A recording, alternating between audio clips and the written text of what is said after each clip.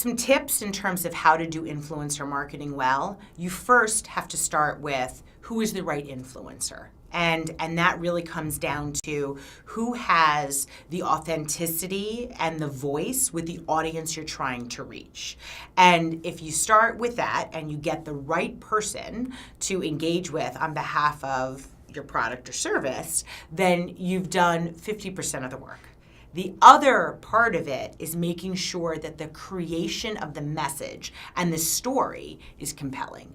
And that's really, it's a mixture of right person and that right person being able to tell the story about your product in the right way. And that boils down to, a good story boils down to allowing the influencer to have the flexibility and the creative control in telling a benefit-driven product or service story.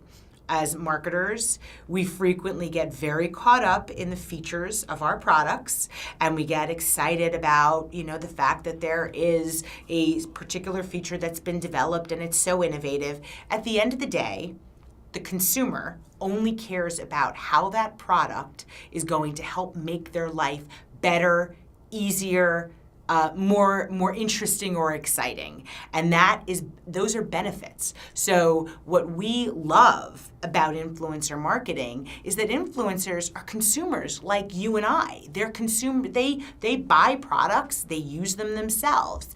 And if you can tap into an influencer and give them the opportunity and the creative control to talk about why your product or service is of benefit to them, why it helps them in their life, then you have a great story that then can be shared with that influencer's larger audience.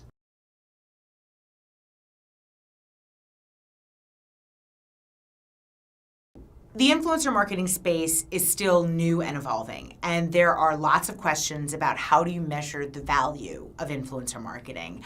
I think out of many different ways that you can market, this is one of them that actually has a plethora of data and opportunities to determine what am I getting from this. So one thing that we look at is how many people saw the message, and there are now some fantastic online tools that allow you to track how many people saw a particular message, how many people engaged with that message, shared that message, and ultimately, looking at conversion to purchase, that is also something that we are starting to be able to track with much better accuracy. And I'll give you an example. We worked with Kmart, and their goal was to get millennial consumers to reevaluate the brand and to think about Kmart as a place that they would want to shop, whether that was in store or online.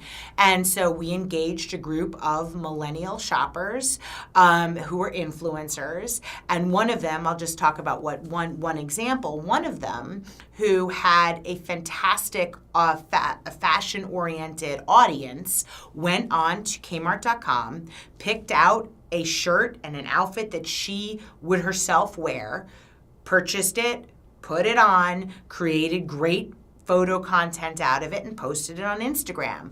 Well, within an hour of her posting, the shirt, which she described where you could find it on Kmart.com, sold out. And you could see in the comments people saying, oh my gosh, that is a shirt that you got from Kmart. I would never have thought that that kind of shirt would be on Kmart. It would be a product I could bind on Kmart. And then you'd see comments that said, oh, I looked at Kmart and the shirt doesn't even look like that on Kmart.com, but it looks so great on you. So it has this multiple levels of benefit.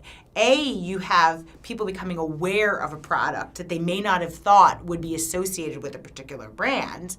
And then B, you have people seeing that product coming to life through the influencer and then making that decision to go to purchase the product. What I think is so awesome about influencer marketing is that you take the traditional path to purchase, which starts at awareness and then you end up through the funnel all the way down at ultimately getting a purchase.